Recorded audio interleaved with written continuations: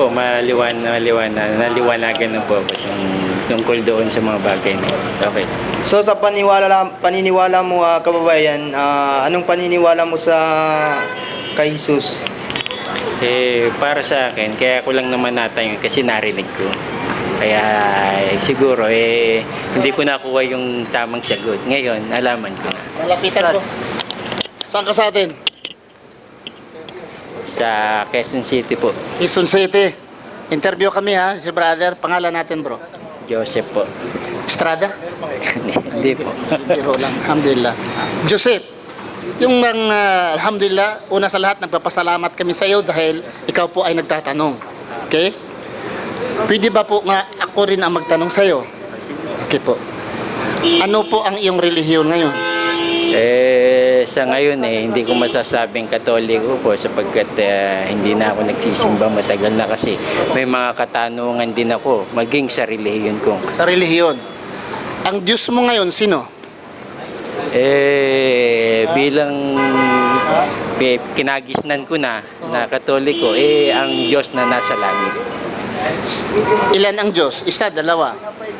Meron ako narinig na isang pangkati ng pananampalataya na sinasabi nila na isa lang ang Diyos at napatunayan, binasa naman nila sa Biblia. Kaya para sa akin, para naglaro na rin sa isip ko, totoo nga na dapat nga isa lang talaga ang Diyos. Isa lang talagang Diyos. Kasi kung dalawa, magyera. Para bang eroplano, tatlo ang piloto, baka bagsak ang eroplano. Sasakyan, tatlo ang driver, mahirap. Isa lang talaga. Di po ba? Sino siya? Yung amang nasa langit. Yung Ama. amang nasa langit. Ama nga nasa langit. Ibig sabihin, may anak. Kasi hindi mo matawag ang ama kung walang anak. Yun po ang kinagisnan ko. Kinagisnan. Ayun lang sa isip mo kasi hindi ka pwedeng tawagin na ama kung walang anak. So pag sabi mong ama, naniniwala ka rin na may anak pala ang Diyos. Siguro, sinasabi din nila na sinasabi rin nila na the maker. The maker.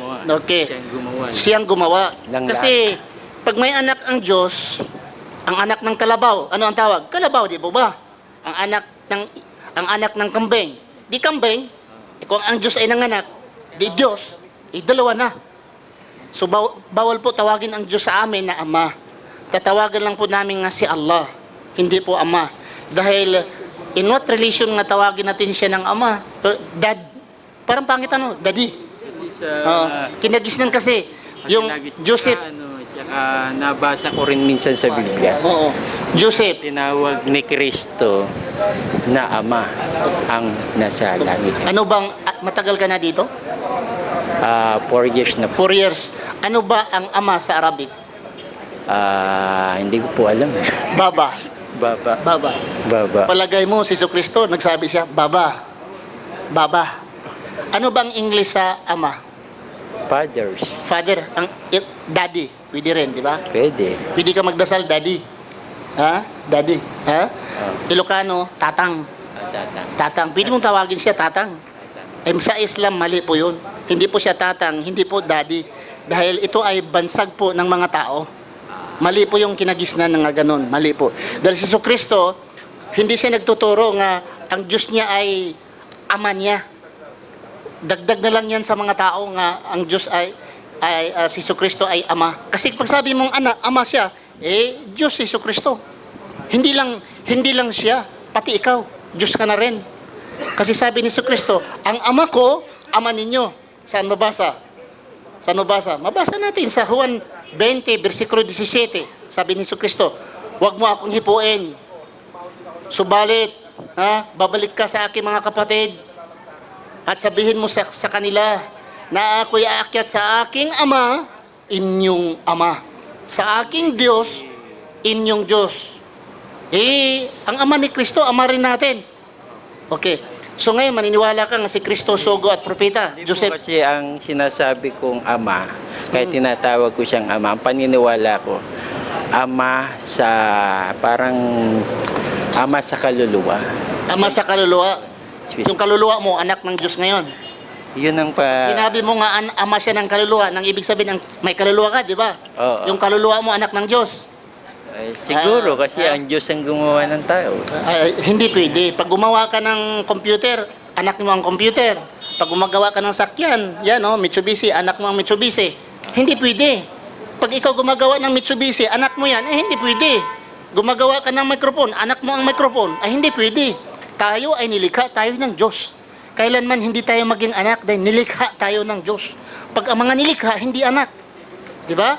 Imagine, nagawa ka ng eyeglasses, anak mo ito? Hindi nilikha mo. So, nilikha ang tao. Ang naglikha, Diyos. Tapos sabihin mo nga, ikaw anak dahil nilikha ka ng Diyos. Mali yun. Mali yung kinagisnan na yun. Naturo. Si Jesucristo ay propita. Maniwala ka, sugo. Ang paniniwala ko si Jesucristo ang pinakadakilang sugo. Pinakadakilang sugo. Yan ang Okay. sa Kristiyano. Sa Christian. So, sugo siya. Sugo siya. Sinugo siya ng Diyos. Sinugo siya ng Diyos. Hindi siya Diyos. Para sa akin, hindi siya Diyos. So, hindi ka Katoliko. Sabi ko nga Hindi ka- sa iyo, pinanganak akong Katoliko, kaya lang hindi na ako masasabing Katolika kasi yan din ang tanong ko sa Katoliko na hindi rin na nasagot. Ngayon narinig ko na lang sa iba-ibang relihiyon hanggang sa napaliwanag sa akin. Oo nga. Okay. Ngayon po bakit ayaw mo mag-Muslim? Hindi naman sa ayaw. Kaya lang siyempre, nagsusuri. Dahan-dahan. Kaya nga nagsusuri. So, ngayon, mahal mo si Jesucristo, siya ay Muslim, ayon sa akin nabasa. Si Jesucristo ay Muslim. Di po ba? Hindi siya Kristiyano. So, malapit na po kayo mag-Muslim. Kung mahal mo si Kristo, mag-Muslim ka rin. Dahil si Jesucristo Muslim. Si Muhammad Muslim. Ha? So, pag sabihin mo nga, ang Diyos, ang tagapaglikha, yung tagapaglikha, nga si Allah. Ha? Papalitan natin yung Ama sa tunay. Ang totoo kasi Allah, hindi Ama. Ang tama talaga Allah. Kahit Kristiyano dito sa gitnang silangan, ang tawag nila sa Diyos, Allah, hindi Ama. Kasi ang Ama, gawa-gawa lang yan. Imagine, Baba. Baba sa Arabic, Ya Abuy. Ya Abuy. Wala yan dito sa gitnang silangan. Walang tumatawag sa Diyos nga Abuya, Ya Baba. Gawa-gawa lang yan. So, tanggapin mo nga si Allah ang Diyos. Siya ang tagapaglikha. Nilikha ang lahat ng mga tao. Makita at hindi makita. Nilikha ni Allah. At tanggapin mo nga si Jesucristo ay sugo ni Allah.